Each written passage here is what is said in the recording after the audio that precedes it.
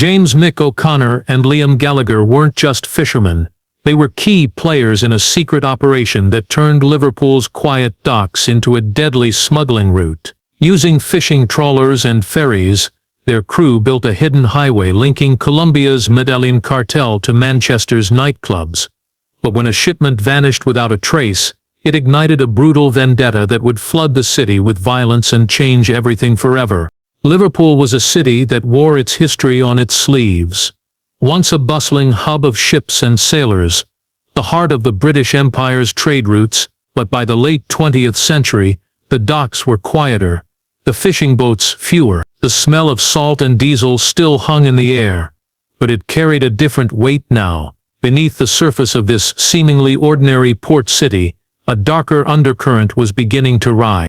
Fishing trawlers bobbed gently in the harbor, their nets tangled and worn from years at sea.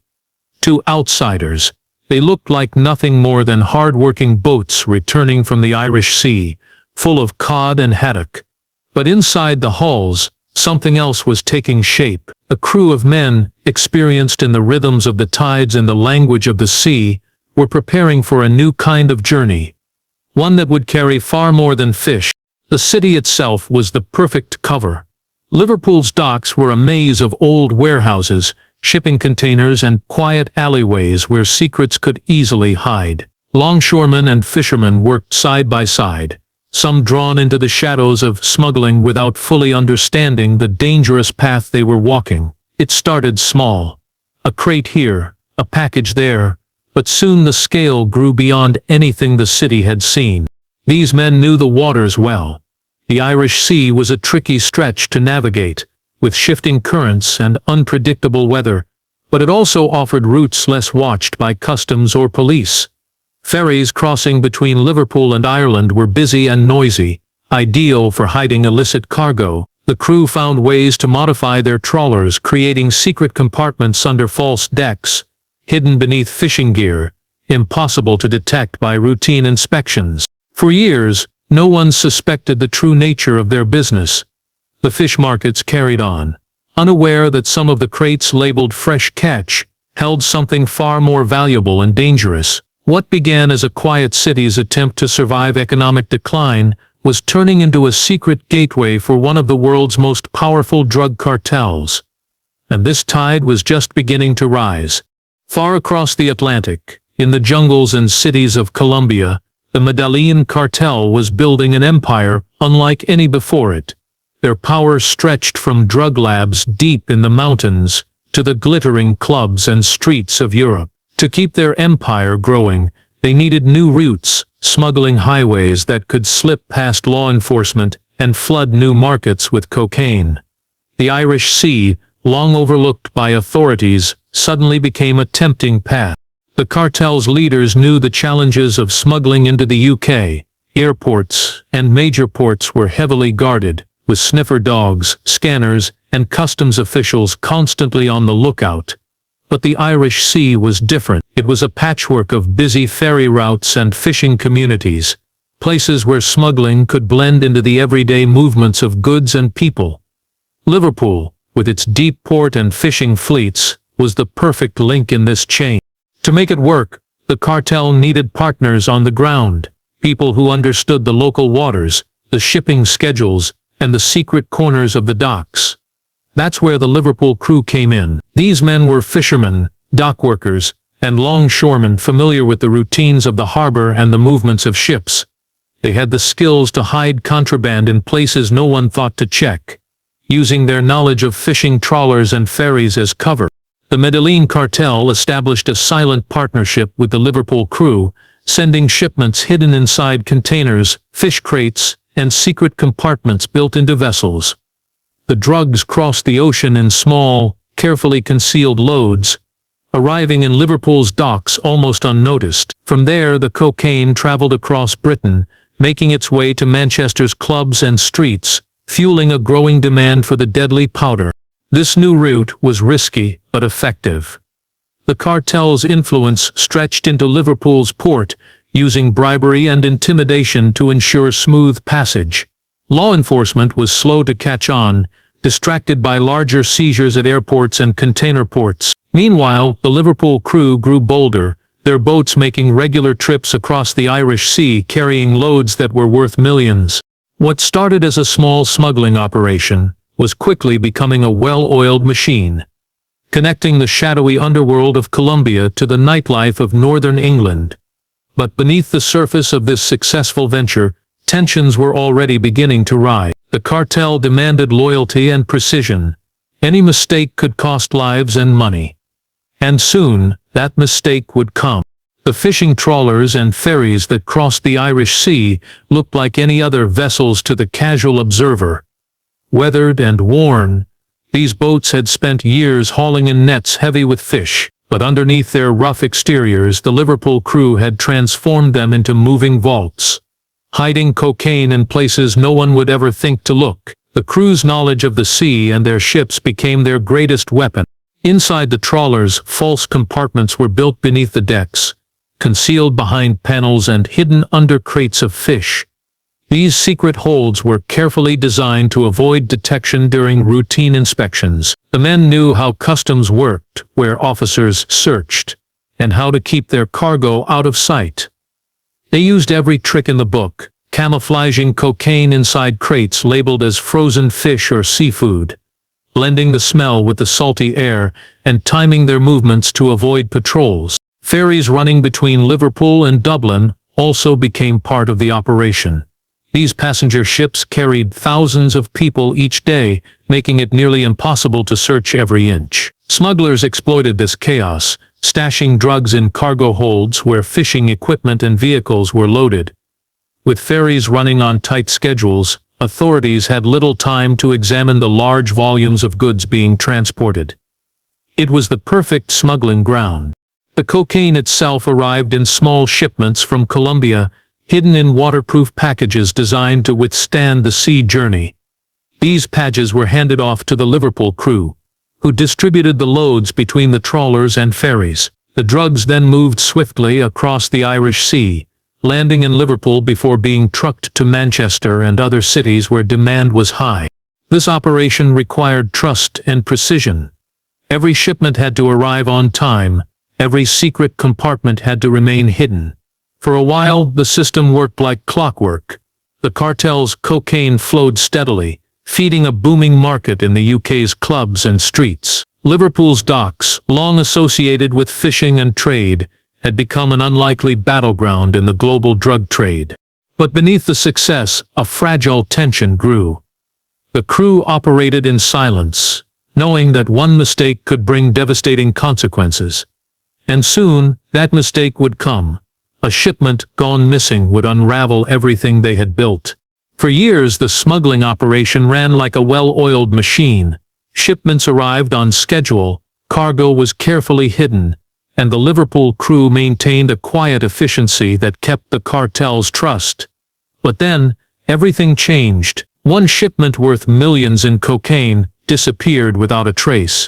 The missing cargo was a shock that rippled through the cartel's network. No one knew if it had been seized by law enforcement, stolen by rival smugglers, or lost at sea. The uncertainty sparked suspicion and fear. The cartel, known for ruthless punishments, demanded answers, and soon, the Liverpool crew found themselves under intense pressure, their carefully guarded secrets suddenly at risk. The disappearance raised questions no one wanted to answer. Was there a betrayal from within the crew? Had someone tipped off the authorities? Or was it simply a tragic accident? A shipment lost to the unpredictable dangers of the Irish Sea. The truth remained hidden beneath layers of silence and fear. But the cartel's patience was wearing thin. As the tension grew, so did the dangers. Enforcers loyal to the cartel arrived in Liverpool, sending a clear message that failure would not be tolerated.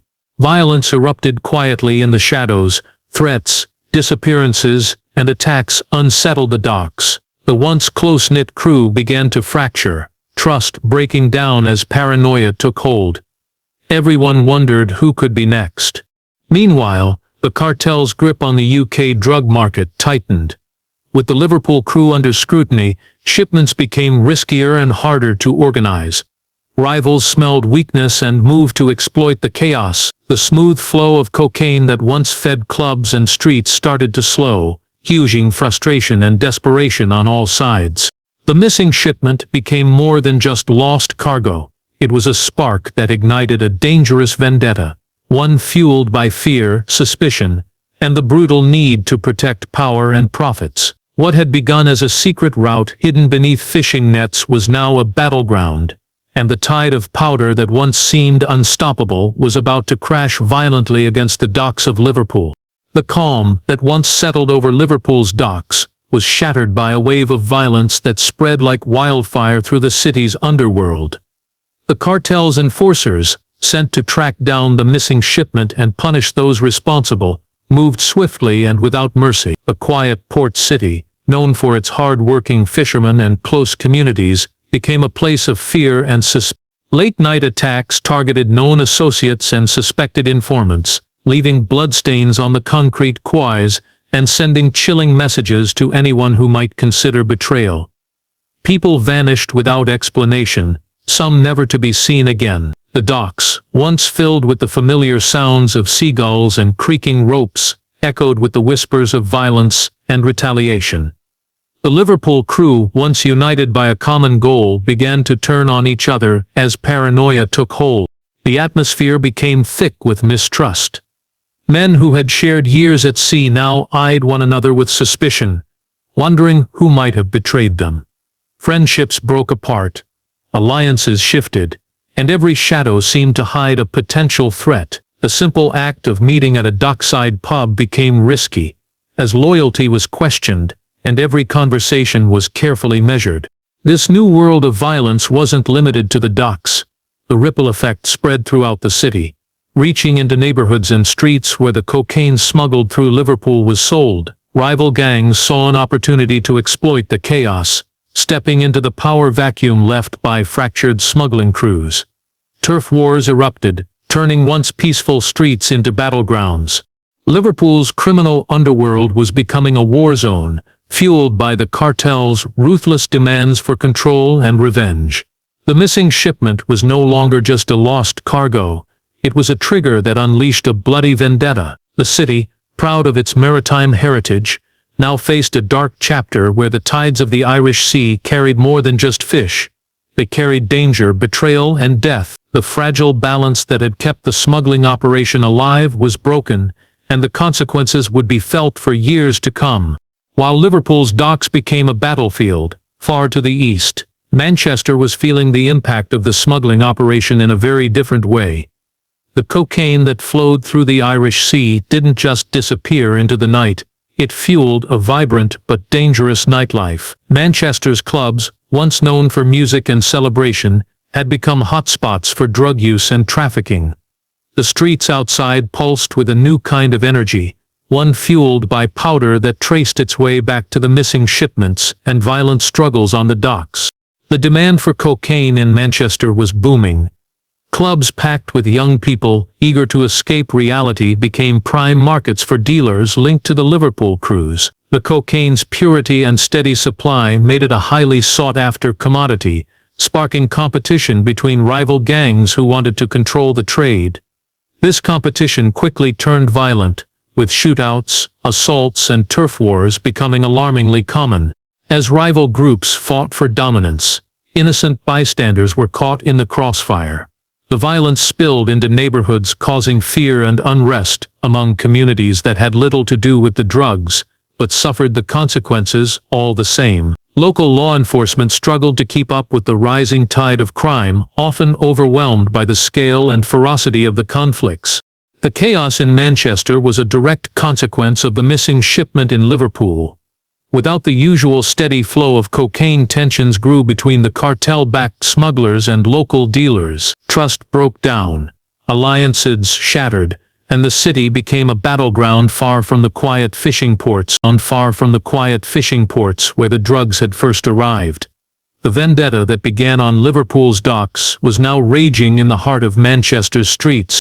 The connection between the two cities was clear but hidden behind layers of violence and fear. The drugs moved silently but powerfully, linking the distant docks of Liverpool to the neon-lit clubs and dark alleys of Manchester. What started as a smuggling route had spiraled into a violent war, and the consequences would soon force law enforcement to act with unprecedented urgency. As the violence escalated in Liverpool and Manchester, investigators began to peel back the layers of the smuggling network.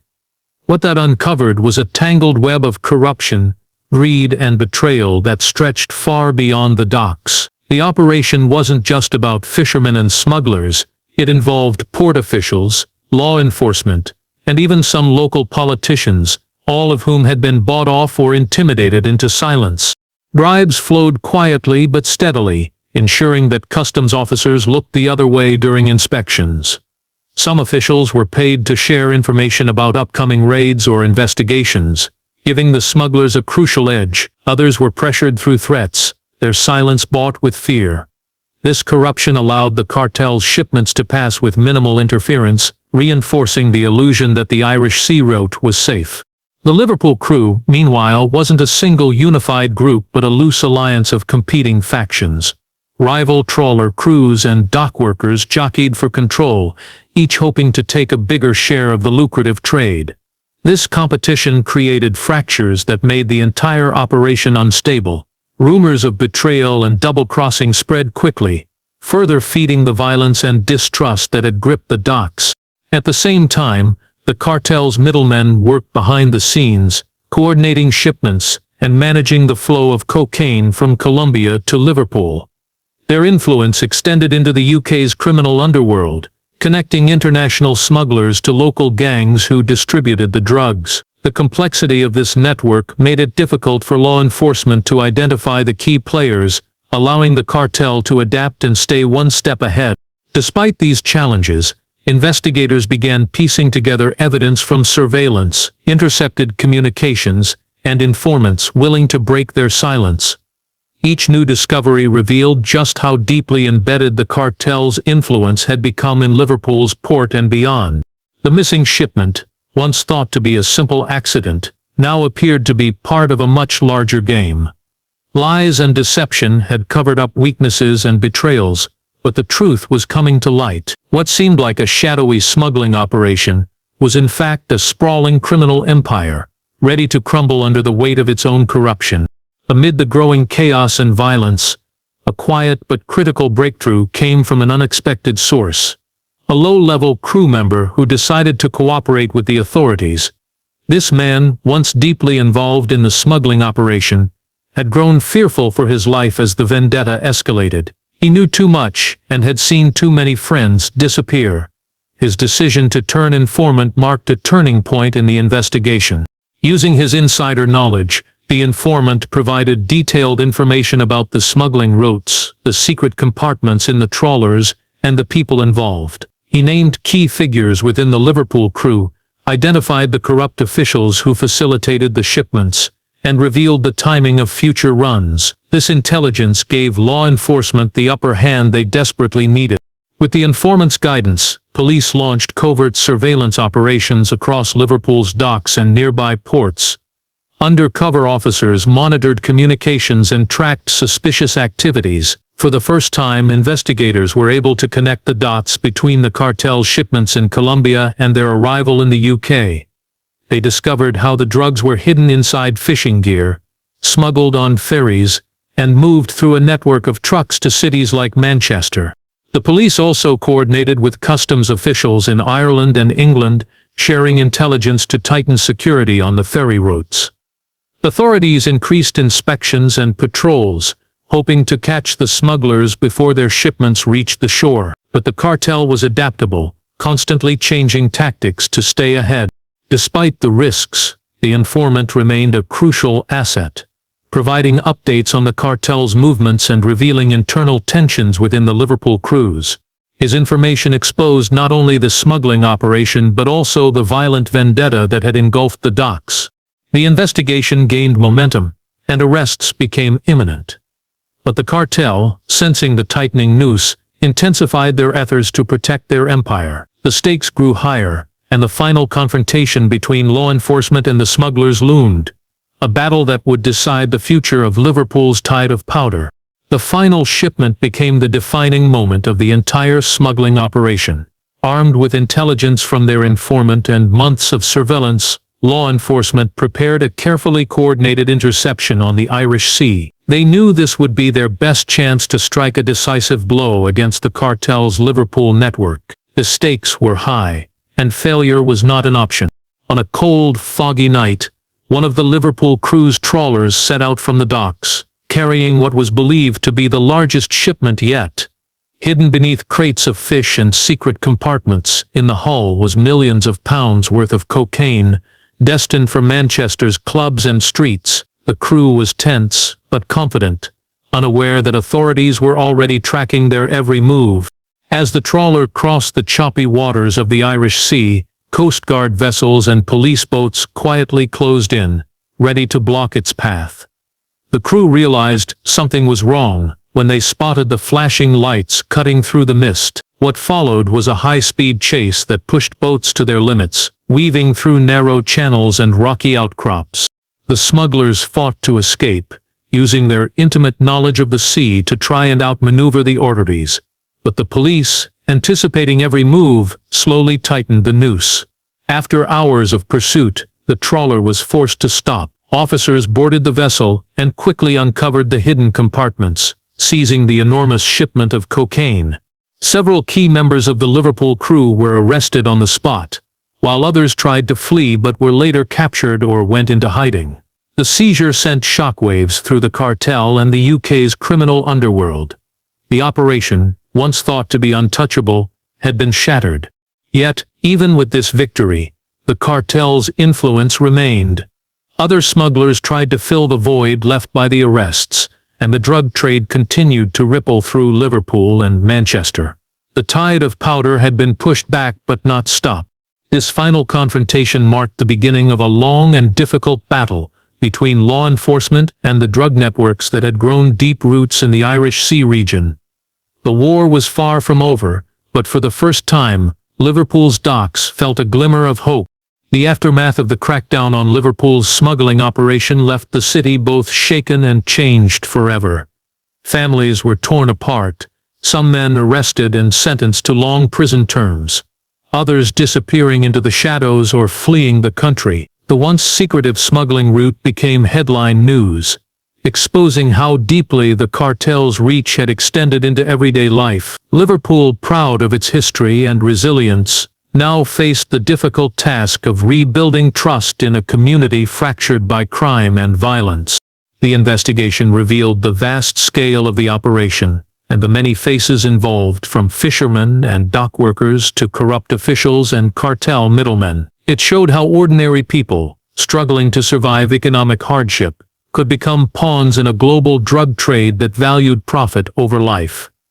The stories that emerged were both tragic and cautionary, highlighting the human cost behind headlines about drugs and crime. Authorities in Liverpool and beyond took steps to strengthen security and crack down on corruption, determined to prevent another smuggling network from taking root. New technology, better coordination between agencies, and increased patrols on the Irish Sea aimed to close the loopholes that had allowed the cartel to operate for so long. Yet, the drug trade was adaptable and persistent, always finding new ways to move its deadly cargo. For Liverpool, the scars of this dark chapter remained. The docks, once symbols of the city's proud maritime heritage, carried memories of betrayal, violence, and loss. But there was also a renewed commitment to reclaim the city's streets and waters, to protect the next generation from the lure of the tide of powder. The story of Liverpool's smuggling route connected distant places, Colombian jungle,